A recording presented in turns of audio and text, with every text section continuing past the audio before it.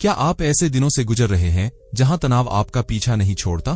क्या आप थोड़ी सी शांति और दिमागी स्पष्टता चाहते हैं? अगर हां, तो आगे सुनना आपके लिए फायदेमंद हो सकता है। आज हम डैन हारिस की किताब 10% हैप्पियर पर चर्चा कर रहे हैं।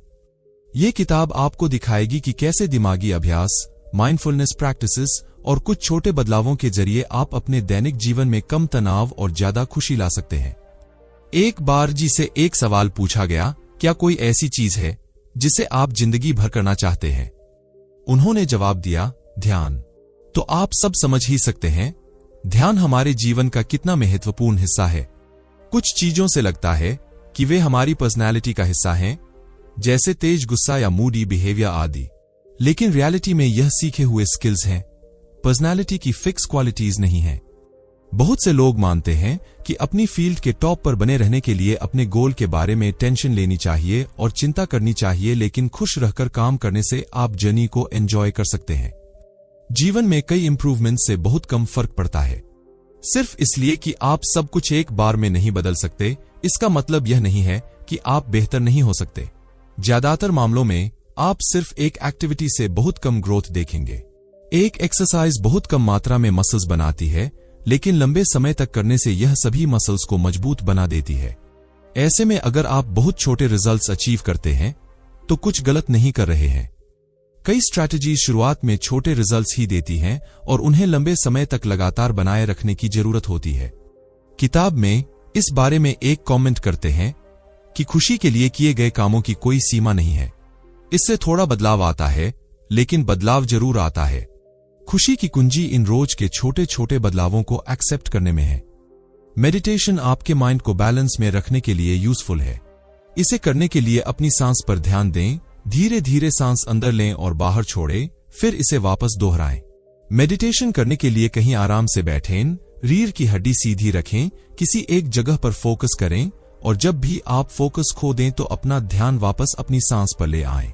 मेडिटेशन आपको एक पल के लिए अपने मन की माइंड को शांत करने में मदद करती है। माइंडफुलनेस में बिना इमोशनल अटैचमेंट के यह देखें कि बाहर और आपके अंदर के विचारों की दुनिया में क्या हो रहा है। माइंडफुलनेस किस चीज पर कितना रिएक्ट करना है, इस बारे में अवेयर करता है। बहुत लोग चिंता करते हैं कि अगर वे मेडिटेशन करेंगे तो वे अपनी बनाई हुई प्रीवियस सेल्फ इमेज खो सकते हैं और बेहतर बनने के लिए इंस्पायर नहीं होंगे। लेकिन माइंडफुलनेस का मतलब अपने बारे में अवेयर होना है। इसमें आप अपने आसपास चल रही चीजों और उन इमोशंस को पहचानते और एक्सेप्ट करते हैं जिन्हें आप महसूस कर रहे हैं। माइंडफुलनेस से आप इमोशन को आपके जीवन का सब कुछ चलाने देने के बजाय इस इमोशनल सर्कल से बाहर कदम रखते हैं और इसे दूर से देखते हुए कंट्रोल करते हैं। माइंडफुलनेस होने से जीवन में प्रॉब्लम्स नहीं बदलती। आपको अभी भी एक्शन लेने की जरूरत होगी। यहां लेसन यह है कि माइंडफुलनेस आपको अपनी जीवन में प्रॉब्लम्स पर रिएक्ट करने के बजाय रिस्पॉन्स करने की परमिशन देता है। रिएक्ट का मतलब है जीवन में प्रॉब्लम आने पर बिना सोचे समझे रिएक्ट करना, जबकि रिस्पॉन्स में आप सोच समझकर सॉल्यूशन के लिए प्रॉपर रिस्पॉन्स देते हैं। इस दुनिया में हम जो कुछ भी एक्सपीरियंस करते हैं वह एक फिल्टर यानी हमारे दिमाग से होकर गुजरता है और हम यह देखने के लिए बहुत कम समय बिताते हैं कि यह कैसे काम करता है। माइंडफुलनेस आपको ज्यादा फ्लेक्सिबल सोच वाला इंसान बना देगी, लेकिन यह सभी परेशानियों का इलाज नहीं है जो आपकी सभी परेशानियों को ठीक करे या जीवन में स्ट्रेस को दूर करे। इसके लिए आपको खुशी बढ़ने वाली एक्टिविटीज करनी होंगी। कि एक रिसर्च से पता चला है कि पॉजिटिव चीजों पर अटेंशन देने वाले लोगों में हैप्पी हार्मोन्स बढ़ते रहते हैं। लामा का सेल्फिशनेस पर एक प्रिंसिपल है कि मूर्ख सेल्फिश बनने के बजाय समझदार सेल्फिश बनने की कोशिश करें। मूर्ख सेल्फिशनेस तब होती है जब आप सिर्फ अपने फायदे के लिए सेल्फिश बन जाते हैं और उस तरह की एक्टिविटीज पर ध्यान देने लगते हैं। समझदार सेल्फिशनेस तब होती है जब आप दया दिखाते हैं और दूसरों की मदद करते हैं, क्योंकि इससे आपके साथ साथ दूसरे को भी फायदा होता है और आपको अच्छा महसूस होता है। इसलिए अब से लोगों से आंख मिलाए और मुस्कुराए। यह आसान सी आदत आपको हर दिन दूसरों के साथ ज्यादा जुड़ाव का एहसास करवाने के साथ ही बेहतर महसूस कराएगी। माइंडफुलनेस का मतलब सिर्फ चीजों को होते हुए देखना ही नहीं है, बल्कि अवेयर होना है कि क्या हो रहा है और कैसे ठीक किया जा सकता है। माइंडफुलनेस का मतलब है कि आप चीजों को ठीक करने के लिए एक्शन लें और अपनी बेस्ट क्वालिटीज से उसे ठीक करने की कोशिश करें। सफलता के लिए कोशिश करना तब तक ठीक है जब तक आप यह महसूस करते हैं कि रिजल्ट्स की बजाय एक्शंस आपके कंट्रोल में है। इसलिए जितना हो सके एम्बिशियस बने और रिजल्ट ओरिएंटेड एक्शंस लें। इससे फ्लेक्सिबल माइंडसेट रखना, खुश रहना और रिजल्ट्स खराब होने पर वापस बाउंस बैक करना आसान हो जाता है। इस किताब को गहराई में समझने के लिए हम इस किताब को 8 चैप्टर्स में डिस्कस करते हैं। तो चलिए शुरू करते हैं। चैप्टर 1, माइंडफुलनेस क्या होता है। इस किताब के ऑथर डैन एक न्यूज एंकर है। वह बताते हैं कि वह अपनी न्यूज एंकरिंग के दौरान बहुत सारे शो किया करते थे, जिसकी वजह से उनके दिमाग में पूरा दिन वह न्यूज ही घूमा करती थी। ऐसे में उन्होंने एक दोस्त से पूछा कि उन्हें इससे छुटकारा पाने के लिए, अपने दिमाग को रिलैक्स करने के लिए क्या करना चाहिए। तो उसने कहा, आपको माइंडफुलनेस को प्रैक्टिस करना चाहिए। उस समय ऑथर को भी माइंडफुलनेस का मतलब नहीं पता चला था, जैसे कि अभी भी बहुत से लोगों को माइंडफुलनेस का मतलब नहीं पता है। दोस्तों, माइंडफुलनेस एक ऐसी चीज है जो आपके दिमाग को शांत करती है। यह मेडिटेशन से थोड़ी सी अलग है। माइंडफुलनेस में आप अपने आसपास की चीजों को महसूस करने लग जाते हैं और अपने अंदर जाकर समझते हैं कि आप क्या क्या चीजें सही कर रहे हैं और क्या क्या चीजें गलत कर रहे हैं। हमारे जीवन में अक्सर यह होता है जब हम अपने पास्ट और फ्यूचर की टेंशन के चक्कर में अपने आज को भूल जाते हैं। हम भूल जाते हैं कि हम कहाँ हैं, क्या करने के लिए बने हैं और क्या कर रहे हैं। ऐसी चीजों में हम अपने बारे में सोचना भूल जाते हैं। इन्हीं चीजों से छुटकारा पाने के लिए माइंडफुलनेस बना है, जिसमें आप कुछ देर बैठकर यह सोचते हैं कि आप अपने आज को कैसे अच्छा बना सकते हैं और कैसे आप अपने आज को खुलकर जी सकते हैं। आइए हम समझते हैं कि आखिर यह माइंडफुलनेस को करते कैसे हैं। सबसे पहले आप एक खुली जगह पर बैठ जाइए। अपने शरीर को पूरा सीधा रखिए। अपनी रीढ़ की हड्डी को सीधा रखिए। अपने पास एक टाइमर लगाएं। अगर आप इसे पहली बार या फिर इससे कुछ दिनों से ही कर रहे हैं, तो सिर्फ 5 से 10 मिनट का टाइमर लगाएं, जो आपके लिए बेहतर रहेगा। अपने शरीर पर ध्यान दीजिए। महसूस कीजिए कि आपके पैर क्या कर रहे हैं, आपके हाथ क्या कर रहे हैं। अपने शरीर की एनर्जी को महसूस कीजिए। अपनी ब्रीदिंग यानी अपनी सांस पर ध्यान दीजिए। यह देखिए कि आप 1 मिनट में कितनी बार सांस ले रहे हैं। अपने दिमाग में जोर डालिए और सोचिए आपका दिमाग इस समय क्या सोच रहा है। अपने अंदर तक जाकर समझे कि आप क्या क्या चीजें सही कर रहे हैं और क्या क्या चीजें गलत। इन सभी चीजों को प्रैक्टिस करने के बाद आप अपने शरीर को हल्का महसूस करेंगे। आपको ऐसा लगेगा कि आपके मन से बहुत बड़ा बोझ हल्का हो चुका है। यह करने से आप अपने आप को ढंग से जान पाएंगे। आप समझ पाएंगे कि आप क्या चीजें सही कर रहे हैं और क्या चीजें गलत कर रहे हैं, और आप अपने आज को खुलकर जी पाएंगे। आप यह चीज पता लगा पाएंगे कि आपको अपने फ्यूचर के लिए आज क्या क्या कदम उठाने चाहिए। चैप्टर 2, आज में रहना सीखें। हमें हमेशा अपने आज में जीना चाहिए। ज्यादातर लोग अपने आज को अपना दोस्त नहीं दुश्मन समझते हैं। अगर उनका समय अच्छा नहीं चल रहा है तो वह अपने समय को दुश्मन समझते हैं, और ज्यादातर लोग जिंदगी में इसीलिए फेल होते हैं क्योंकि उनका अपने आज को देखने का नजरिया ही गलत है। अगर आप अपने आज में स्ट्रगल कर रहे हैं, किसी चीज को पाने के लिए जूझ रहे हैं, तो उस चीज को अपना दोस्त बनाएं। उस चीज से हर दिन कुछ नया सीखने की कोशिश करें, क्योंकि जिंदगी में सब कुछ पुराना हो जाता है, लेकिन आपकी सीखी हुई चीजें कभी भी पुरानी नहीं होंगी। इसलिए आप अपने आज से, अगर वह अच्छा चल रहा है तो बहुत अच्छी बात है। अगर आपका आज अच्छा नहीं चल रहा है तो उससे हर दिन कुछ ना कुछ नया सीखें। इस चीज को एक एग्जाम्पल से समझते हैं। मान लीजिए आप कोई बिजनेस की अपॉर्चुनिटी या फिर एक जॉब का प्रमोशन खो देते हैं। वह किसी और को मिल जाता है। आपको लगता था कि वो आपको मिलना चाहिए था क्योंकि आप उसे डिजर्व करते थे, लेकिन वह किसी और को दे दिया जाता है। इस बात को सोचकर ज्यादातर लोग बहुत ज्यादा परेशान हो जाएंगे। कुछ लोग डिप्रेशन में चले जाएंगे और कुछ तो उस काम को ही छोड़ देंगे। इसके बजाय आप इसको एक दूसरे नजरिए से देख सकते हैं। आप इसको एक लेसन, एक लर्निंग के तौर पर महसूस कर सकते हैं। आप इस चीज का पता लगाएं कि जिसको यह प्रमोशन दिया गया है, उसमें और आप में क्या फर्क है। अपनी गलतियों को ढूंढो और दोबारा दुगनी मेहनत से दूसरे मौके या दूसरे प्रमोशन के लिए काम करो, ताकि अगली बार वह चीज आपको जरूर मिले। अगर आप अपना अप्रोच चीजों के लिए इस तरीके से रखेंगे तो आप जरूर सफल होंगे। चैप्टर 3, पास्ट और फ्यूचर की चिंता। अक्सर टेंशन यंग जनरेशन में देखी जाती है, जो अभी अपना करियर बनाने वाले हैं। उनको हमेशा यह लगता है कि अगर हम कुछ अलग हटके सोचेंगे या कुछ अलग करने की कोशिश करेंगे तो हम उसमें फेल हो जाएंगे, जिसकी टेंशन में वह कभी कुछ अच्छा करते ही नहीं है।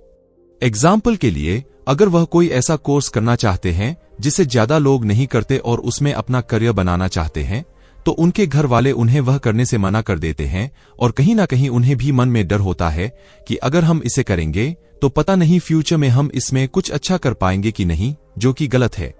ऑथर बताते हैं कि जब उन्हें जर्नलिज्म पढ़ना था तो उनके घर वालों ने उनको बहुत मना किया, लेकिन उन्हें पता था कि वह उनका पैशन है और वह उसमें कुछ ना कुछ कर ही लेंगे।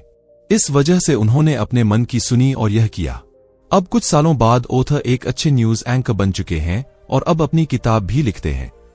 हम अक्सर तकलीफों में तब आते हैं जब ओवरथिंकिंग करने लग जाते हैं, जब हम जरूरत से ज्यादा सोचने लग जाते हैं। हमें जहां तक रास्ता नहीं दिख रहा होता हम उसके आगे की सोचने लग जाते हैं। ऐसे में हमें अवश्य ही इस परेशानी से बाहर निकलना चाहिए। अगर आपको अपनी जीवन में कुछ समझ नहीं आ रहा है कि क्या करना चाहिए, कैसे करना चाहिए, आगे क्या होगा, तो आप सबसे पहले जो काम करें उसमें अपना अगला स्टेप रखें। अगर आपको बहुत आगे तक नहीं दिख रहा है तो अब कदम दर कदम बढ़ाते जाएं, जिसके बाद आपको आगे का रास्ता दिखने लग जाएगा। ज्यादातर लोग यह कदम बढ़ाने से डरते हैं, जिसकी वजह से वह वहीं पर बैठे आगे के रास्ते के बारे में सोचते रहते हैं और फिर एक समय के बाद उस काम को करने के लिए अपना मन बदल देते हैं। अगर आपको जिंदगी में सफल होना है तो आपको ओवरथिंकिंग से बचना होगा। आपको हमेशा अपने अगले स्टेप पर फोकस करना होगा, ना कि इस पर फोकस करना होगा कि बहुत आगे क्या होने वाला है। आप अपने अगले स्टेप को अच्छा बनाइए, आपका फ्यूचर हमेशा अच्छा ही बनेगा। दोस्तों, ऑथर अपने फ्यूचर के बारे में चिंता करने की एक और वजह बताते हैं। वह कहते हैं कि लोग अक्सर अपने आप को भीड़ से कंपेयर करते हैं। वह यह सोचते हैं कि अगर यह काम वह नहीं कर पाया तो शायद मैं भी नहीं कर पाऊंगा, जो कि बिल्कुल गलत है। दूसरा इंसान वह काम नहीं कर पाया, उसके कुछ और कारण होंगे, लेकिन अगर आप उसके कारण से अपने आप को जस्टिफाई कर रहे हैं तो आप गलत कर रहे हैं। अगर आप उस काम को करना चाहते हैं तो पूरी लगन और मेहनत से, पूरी डेडिकेशन के साथ अपने आप को उस काम के लिए तैयार करें, आप उसमें जरूर सफल होंगे। चैप्टर 4 क्या होता है? दोस्तों, इस चैप्टर में ऑथर कह रहे हैं कि अगर आपका दिन अच्छा नहीं जाता है, अगर आप अपनी जिंदगी में किसी सिचुएशन से या किसी प्रॉब्लम से बहुत ज्यादा परेशान है, या फिर आपको समझ नहीं आ रहा है कि आपके साथ जो परेशानियां आ रही हैं वह क्यों आ रही है, तो उसके लिए वह एक तरीका बताते हैं जिसे वह कहते हैं, जहां आ मतलब रिकॉग्नाइज, अ मतलब अलाउ, आई मतलब इन्वेस्टिगेट है। इनसे आप पता लगा सकते हैं कि आपकी जिंदगी में आई हुई परेशानियां क्या सच में परेशानी है, और अगर सच में परेशानी है तो आप उससे कैसे छुटकारा पा सकते हैं और कैसे अपने रियल बिहेवियर में वापस आ सकते हैं। ऑथर सभी परेशानियों से छुटकारा पाने के लिए कुछ टिप्स बताते हैं, आइए उन्हें समझते हैं। स्टेप 1, पहचानना। सबसे पहला स्टेप है पहचानना। अपनी मुश्किलों को पहचानें। जिन्हें आप मुश्किलें बता रहे हैं, क्या वह सच में मुश्किल है या फिर आपको अपना कंफर्ट जोन पुश करना पड़ रहा है? वह कहते हैं, ज्यादातर लोग जिसे मुश्किल समझते हैं वह मुश्किलें होती ही नहीं, बल्कि वह खाली अपने कंफर्ट जोन से बाहर निकल रहे होते हैं, जिससे उनका मन होने से रोकता है और उसे मुश्किल मान लेता है। तो सबसे पहले अपनी मुश्किलों को पहचानें, क्या मुश्किल है भी या नहीं। स्टेप 2, अनुमति देना। दूसरा स्टेप है कि आप अपने दिमाग को शांत रखें और उसे अलाउ करें, यानी उसे परमिशन दें कि वह आपके मुश्किलों को खत्म कर सके। क्योंकि जब आप अपनी मुश्किलों पर ध्यान देना शुरू करेंगे तो हो सकता है कि आपका मन उदास हो जाए, आप डिप्रेस हो जाएं, लेकिन उसमें आपको अपने आप को काबू में रखकर अपनी मुश्किलों को खत्म करना है ताकि वह आपको आगे परेशान ना कर सके। स्टेप 3, जांच करना। तीसरा और सबसे जरूरी स्टेप है इन्वेस्टिगेट करना, मतलब छानबीन करना। इस समय तक आप अपनी मुश्किलों का पता लगा चुके हैं कि वह सच में मुश्किल है या नहीं। अगर हाँ, तो उन्हें कैसे सॉल्व करना है। उनको सॉल्व करते समय आपको सबसे जरूरी चीज जो अपने दिमाग में रखनी है वह है इन्वेस्टिगेशन। आपको पता लगाना है कि यह गलती मेरे सामने किन कारणों से आई, क्योंकि मुश्किल हमेशा इंसान ही पैदा करता है। पास्ट में इंसान से किए गए कुछ काम से ही फ्यूचर में उसे में मुश्किलें आती हैं। इसलिए आप अपनी मुश्किलों को इन्वेस्टिगेट करें और पता करें कि यह मुश्किल क्यों आई है, और फिर यह कमिटमेंट करें कि आप उन गलतियों को दोबारा नहीं दोहराएंगे जिससे यह मुश्किल आई है, ताकि फ्यूचर में वह मुश्किल कभी ना आए। चैप्टर 5, अपने महत्वपूर्ण काम को अर्जेंट काम में क्यों बदलना जरूरी है। दोस्तों, इस चैप्टर में ऑथर अपने इंपॉर्टेंट काम को अर्जेंट काम में बदलने के लिए कह रहे हैं। इन दोनों को कन्वर्ट करने से पहले हमें समझना होगा कि आखिर इंपॉर्टेंट काम और अर्जेंट काम में क्या फर्क है। एक इंपॉर्टेंट काम वह है जिसे करना आपके लिए जरूरी है, और एक अर्जेंट काम वह है जो पहले इंपॉर्टेंट था लेकिन आपने उसको नहीं किया, जिसकी वजह से अब इस काम को करना आपकी मजबूरी बन चुका है। ऑथर इसको एक एग्जाम्पल की मदद से समझाते हैं। हम सभी जानते हैं कि बिजली का बिल या पानी का बिल भरना कितना जरूरी है, लेकिन कई लोग अक्सर समय पर बिल नहीं भरते या तब भरते हैं जब उसे भरने की आखिरी तारीख जा चुकी होती है, जिस वजह से इसको करना उनकी मजबूरी बन जाता है और अपने बाकी सभी काम को छोड़कर इस काम को सबसे पहले करना पड़ता है। कभी कभी अर्जेंट काम से हमारे दूसरे काम बिगड़ जाते हैं। अर्जेंट काम को करने के चक्कर में कई बार हमारे पूरे दिन का रूटीन बिगड़ जाता है, जिसका असर दूसरे कामों पर दिखने लग जाता है। यहां पर ऑथर यह नहीं कहना चाह रहे हैं कि आप अपने हर इंपॉर्टेंट काम को आखिरी समय तक डालें ताकि वह आपका अर्जेंट काम बन जाए, बल्कि यह कहना चाह रहे हैं कि हर अपने जरूरी काम को एक अर्जेंट काम के नजरिए से देखें, ताकि आप उस काम का समय खत्म होने से पहले ही पूरा करें। इससे आपका काम जल्दी और अच्छी तरह से पूरा होगा।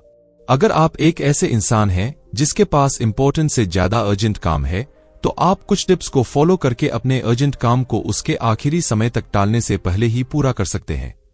चैप्टर 6 जर्नी का एंजॉय करना शुरू करें। इस चैप्टर में ऑथर बता रहे हैं कि आप कैसे एक महान इंसान बनने की जर्नी को एंजॉय कर सकते हैं, क्योंकि जर्नी को बिना एंजॉय किए अगर आप एक महान इंसान बन जाएंगे तो आपके पास नाम के साथ साथ शोहरत और पैसा तो बहुत होगा, लेकिन तब आप अपनी चीजों को एंजॉय नहीं कर पाएंगे। एक सर्वे में पता चला है कि 90% लोग जो बिजनेस करना चाहते हैं वह खाली इस बात पर फोकस कर रहे हैं कि जल्दी से जल्दी अमीर हो जाए, ना कि इस पर फोकस करते हैं कि अमीर होने का जो प्रोसेस है, जो जर्नी है, उसको जी पाए, क्योंकि प्रोसेस ही आपको वह इंसान बनाएगी जो एक सक्सेसफुल बिजनेसमैन बनने के लिए जरूरी है।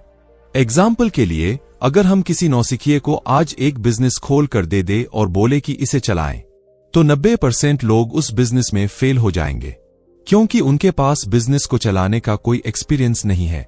वह एक्सपीरियंस आपके पास तब ही आ पाएगा जब आप अपनी जर्नी को मजे से जीते हुए सीखते रहेंगे। अगर आप एक सक्सेसफुल इंसान, एक बहुत बड़ा इंसान बनना चाहते हैं, तो आपको स्ट्रगल यानी परिश्रम तो करना ही पड़ेगा। अब उस स्ट्रगल को आप दो तरीके से कर सकते हैं। पहला तरीका है जो 90% अनसक्सेसफुल अपनाते हैं कि अपने स्ट्रगल को ऐसे देखते हैं जैसे मुश्किल समय है जिसमें वह बहुत ज्यादा परेशान है और अपनी परेशानियों को जल्द से जल्द खत्म करना चाहते हैं। दूसरा तरीका है जिसे बचे हुए 10% सक्सेसफुल लोग अपनाते हैं। वो अपने स्ट्रगल को खुशी की नजरों से देखते हैं। वह उसको अपना लर्निंग फेज कहते हैं। वह मानते हैं कि स्ट्रगल हमें बहुत कुछ सिखाएगा। अगर आज हमारे पास कम पैसे हैं तो पैसे कमाने के बेहतर तरीके सीखकर उन्हें अप्लाई करके ज्यादा पैसे कमा पाए। आपको उन 10% लोगों में आना है जो अपने स्ट्रगल को एंजॉय कर रहे हैं, जो अपने स्ट्रगल से हर दिन कुछ ना कुछ नया सीख रहे हैं। अपने स्ट्रगल को, अपनी जर्नी को एंजॉय करने के लिए इन तरीकों को अपनाएं। सबसे पहला पॉइंट है कि आप सबसे पहले यह पता करें कि आप जीवन में करना क्या चाहते हैं। हो सकता है आप एक सक्सेसफुल बिजनेसमैन बनना चाहते हैं, हो सकता है आप एक सक्सेसफुल स्पोर्ट्स प्लेयर बनना चाहते हैं। दूसरा पॉइंट है कि अब जब आप पता लगा चुके हैं कि आपको किस फील्ड में जाना है, तो उसके लिए स्ट्रगल करना होगा। अब आपको उस स्ट्रगल को एंजॉय करना है और उसे हर दिन कुछ ना कुछ नया सीखना है, जिससे आप अपनी गलतियों को सुधार सकें। आखिरी और सबसे जरूरी पॉइंट है कि 90% लोग खुद को मिले हुए रिजल्ट से परेशान हो जाते हैं। मान लीजिए आपने कोई बिजनेस शुरू किया और उसमें आप फेल हो गए, तो 90% लोग रोएंगे और उस बिजनेस को छोड़कर वापस जॉब में चले जाएंगे। वहीं 10% लोग जिस वजह से फेल हुए हैं उस वजह को ढूंढ लेंगे, उस पर काम करेंगे और अगली बार दुगनी मेहनत से दोबारा बिजनेस शुरू करेंगे और वह सफल हो जाएंगे। तो अपनी फेलियर में गलतियां ढूंढकर उन्हें इंप्रूव करें। चैप्टर 7 लेट गो की प्रैक्टिस। इस चैप्टर में ऑथर बताते हैं कि सक्सेस को पाने के लिए कुछ चीजों का कॉम्बिनेशन चाहिए। आप में सक्सेसफुल बनने के लिए कड़ी मेहनत और फोकस के साथ साथ कुछ चीजों को छोड़ देने की काबिलियत होनी चाहिए। कई लोगों के मन में यह सवाल आता है कि अगर हर बार चीजों को जाने देंगे तो हमारे पास क्या बचेगा। अगर हमने मेहनत की और मिली हुई सक्सेस को जाने दिया तो फिर हमारा इतना समय चीजों में लगाने का मतलब क्या हुआ। अगर आपके मन में यह सवाल उठ रहे हैं तो वह सही है।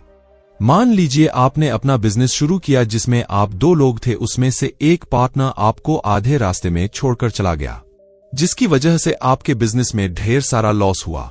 अब यहाँ दो सिचुएशंस बन सकती है। पहली सिचुएशन में आप उस आदमी को जाने दें और नए मोटिवेशन के साथ दोबारा अपना बिजनेस शुरू करें। दूसरा है उस आदमी को ढूंढे जिसकी वजह से लॉस हुआ था और जितने का लॉस हुआ उससे उतना पैसा वसूल करें। ज्यादातर लोग दूसरा तरीका अपनाते हैं, लेकिन ऐसा करने से आपके अंदर गुस्सा और अहंकार बस सकता है, जिससे आपके अंदर बदले की भावना आ जाएगी।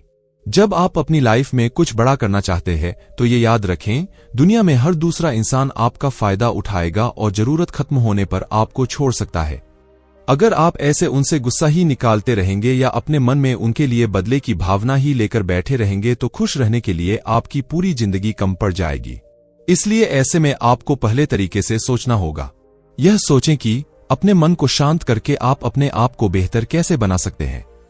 दूसरे इंसान ने आपके साथ जो धोखा किया है तो अपने फ्यूचर में याद रखिए ताकि वह गलती दोबारा ना दोहराएं और अपने ऊपर पूरा फोकस करके दोबारा काम शुरू कर दें।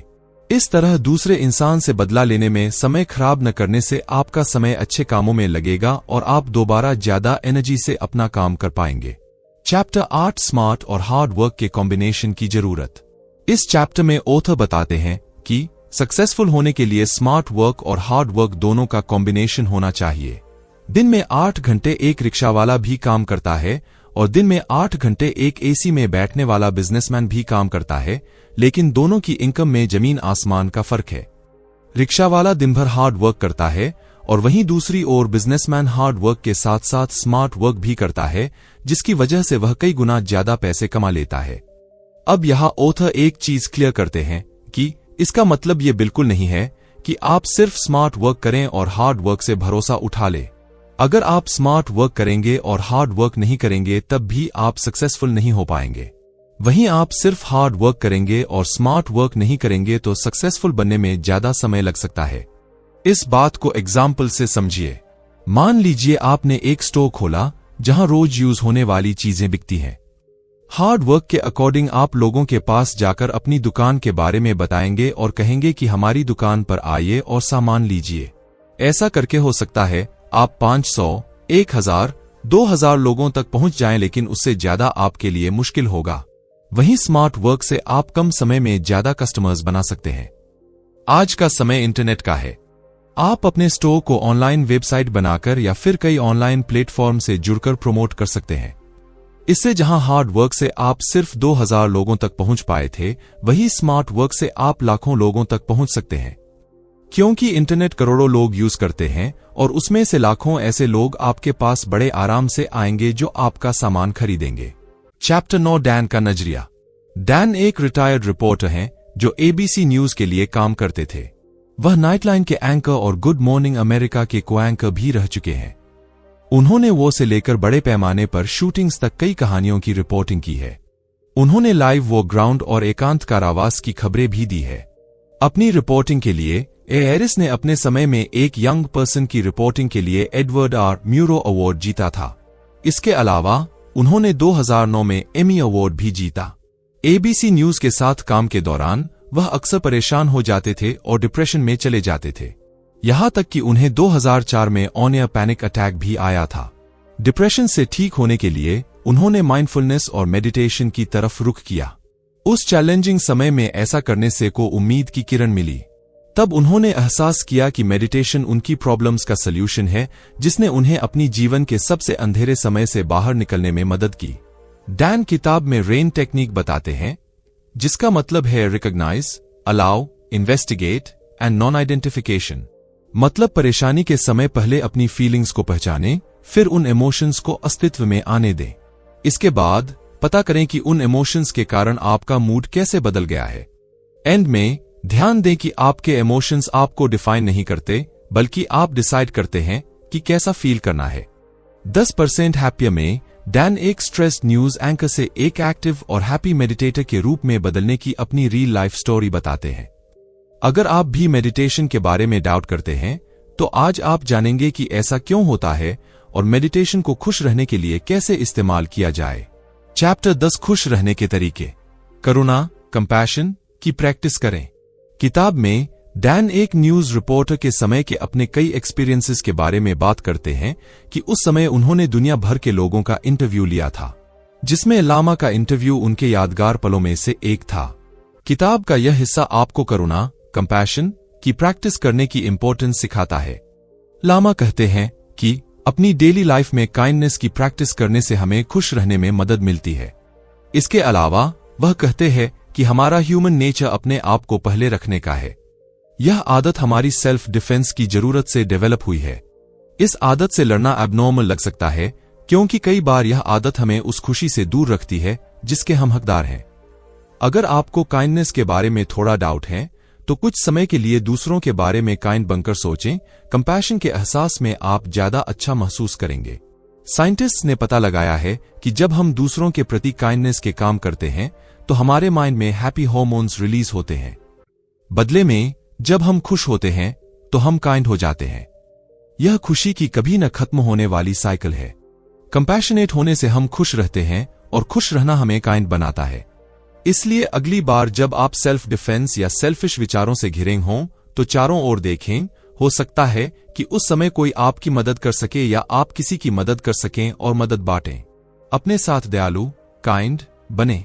कंपैशन के बारे में बात करने के बाद हम कॉन्सेप्ट को बदल नहीं सकते। दूसरों की देखभाल करना जरूरी है, लेकिन उतना ही अपने लिए खड़ा होना भी है। किताब में ऑथर मुस्लिम्स की एक कहावत बताते हैं कि है अल्लाह की इबादत करो लेकिन अपने ऊंट को खंभे से भी बांधो। इस कहावत से आप बहुत कुछ सीख सकते हैं। सबसे पहले और सबसे जरूरी, यह हमें सिखाती है कि कुछ होने के लिए प्रार्थना करना जरूरी है, लेकिन साथ ही एक्शंस लेना भी जरूरी है। दूसरा, लोगों के साथ अच्छा बिहेवियर करने के बहुत सारे कारण हैं, लेकिन ऐसी सिचुएशन भी हैं जहां यह सबसे अच्छा ऑप्शन नहीं हो सकता है। आप पूरी दुनिया की बात माने बिना उनके साथ दोस्ती से रह सकते हैं। अपनी इंटरनल खुशी पाने के लिए आपको यह पता लगाने की जरूरत है कि आपका खुशी का एहसास कहां है। उस खुश एहसास को बनाए रखने के लिए कहां तक दूसरों की बात मानना चाहिए। बहुत लोग इस परेशानी को अपनी कमी के रूप में देखते हैं, जबकि रियलिटी में यह लिमिटेशंस एक पॉजिटिव इशारा होती है। आप अपने लिए इस तरह की जो भी सीमाएं तय करते हैं, वे आपको यह तय करने में मदद कर सकती हैं कि आपको क्या करना चाहिए और क्या नहीं करना चाहिए। एग्जाम्पल के लिए, आपकी एक सीमा हो सकती है कि आप वीकेंड पर काम नहीं करते हैं। तो आप जानते हैं कि जब भी आपको वीकेंड की शिफ्ट लेने के लिए कहा जाए तो नहीं कहना है। इसमें कोई बुराई नहीं है, बल्कि यह एक लिमिटेशंस है। अगर आप इन सीमाओं से लोगों को अपनी बात मानने के लिए राजी करना चाहते हैं, तो आपको ऐसा करने के अपने रीजंस की जांच करनी चाहिए कि सच में आप वीकेंड पर काम क्यों नहीं करना चाहते हैं। अगर आप इस समय को अपने बच्चों के साथ बिताना चाहते हैं, तो खुलकर अपनी बात कहें। यकीन करिए, लोग आपके डिसीजन की रिस्पेक्ट करेंगे और साथ भी देंगे। उन चीजों की चिंता करें जो मैटर करती हैं। ध्यान रखें, कुछ चीजें आपके समय और एनर्जी के लायक हैं। कौन सी लायक हैं और कौन सी नहीं है, इसे अलग करना आपको खुश रहने में मदद करने की कुंजी है। डैन सिखाते हैं कि रोज के छोटे छोटे फैसले आपकी इमोशनल कंडीशन में बदलाव लाते हैं। इसलिए जब आप किसी चीज के बारे में चिंतित हों, तो अपने आप से पूछें, क्या यह इतना ध्यान देने के लायक है? अगर आपकी अटेंशन आपको किसी चीज से निपटने में मदद कर रही है, तो उस पर ध्यान दें। ऐसे में अपनी प्रेजेंट कंडीशन को एंजॉय करना न भूलें, क्योंकि ऐसा न करने के लिए नेगेटिव इमोशंस हावी होने लगते हैं। वहीं अगर आपकी चिंता सिर्फ जीवन में नेगेटिविटी जोड़ती है, तो अपने आप को कंट्रोल करके उस पर ध्यान देने से रुक जाए। हो सकता है कि आप उस विचार से तुरंत ध्यान हटाने में कैपेबल न हों, लेकिन आपको अपने आप को कंट्रोल करने और नेगेटिव इमोशंस को खत्म करने वाले पड़ाव पर लाने के लिए इमोशंस पर कंट्रोल रखने में कैपेबल होना चाहिए। यूजलेस चीजों के बारे में चिंता करने में बहुत ज्यादा समय बिताना या जिसे आप कंट्रोल नहीं कर सकते, उसके बारे में सोचना सिर्फ खुशी को कम करता है। आज तक हमने यह सीखा है कि हमें हर चीज को कंट्रोल करने की कोशिश करनी चाहिए, लेकिन रियलिटी में कंट्रोल करना हमारा काम नहीं है। हम अपने रिस्पॉन्स को कंट्रोल करने वाले हैं। दुनिया हमारी तरफ क्या फेंकती है, इसे कंट्रोल करने वाले नहीं। बेकाबू कंडीशंस को संभालने की कोशिश करना आपको इमोशनली हर्ट ही करेगा। इसलिए अगली बार जब आप किसी चीज को लेकर चिंतित हों, तो अपने आप से पूछें कि क्या यह आपकी एनर्जी के लायक है। क्रिएटिविटी का मतलब यह नहीं है कि डिप्रेशन में आ जाए। किसी ना किसी एक आर्टिस्ट की कहानी हम सभी जानते हैं कि वे डिप्रेशन और चैलेंज से गुजरकर कुछ क्रिएट करते हैं। वे अपनी जीवन में इन नेगेटिव समय से गुजरे बिना इफेक्टिव ढंग से परफॉर्म नहीं कर सकते। लेकिन 10% हैप्पियर में हमें पता चलता है कि यह गलत है। खुशी क्रिएटिविटी की दुश्मन नहीं है। दूसरे शब्दों में, खुशी क्रिएटिविटी को नकारती नहीं है। खुशी ढूंढना आपके क्रिएटिव एस्पेक्ट को बंद नहीं करेगा या आपकी इमेजिनेशन को म्यूट नहीं करेगा। इसलिए आपको अपनी कला के लिए डिप्रेस होने की जरूरत नहीं है। एक बार जब हम अपनी चिंता के पिंजरों से मुक्त हो जाते हैं तो अपनी क्रिएटिविटी को ज्यादा इफेक्टिव ढंग से एक्सप्लोर कर सकते हैं। जब आपका माइंड 1 लाख अलग अलग चीजों के बारे में चिंतित नहीं होता है तो उसके पास सोचने का समय होता है। 10% हैप्पियर में डैन रीडर्स को माइंडफुलनेस और मेडिटेशन के माध्यम से खुशी खोजने की दिशा में एक भरोसेमंद और प्रैक्टिकल जर्नी पर ले जाते हैं। पर्सनल एनेक्डोट्स, साइंटिफिक रिसर्च और प्रैक्टिकल एडवाइस के साथ मिसकंसेप्शंस को दूर करते हैं और मेडिटेशन को एक प्रैक्टिकल टूल के रूप में प्रेजेंट करते हैं। किताब का स्ट्रक्चर वेल ऑर्गेनाइज्ड है और की एंगेजिंग राइटिंग स्टाइल रीडर्स को मंत्रमुग्ध कर देती है। हालांकि कुछ सेक्शंस में रेपिटेशन और डेप्थ की कमी महसूस हो सकती है, 10% हैप्पियर एंजाइटी और स्ट्रेस से निपटने के लिए इंसाइट्स और प्रैक्टिकल टूल्स देती है। कुल मिलाकर यह उन लोगों के लिए रिकमेंडेशन है जो अपने जीवन में खुशी और शांति चाहते हैं। दोस्तों, आपको ये बुक कैसी लगी और आप कौन सी बुक सुनना चाहेंगे, हमें कमेंट में जरूर बताएं।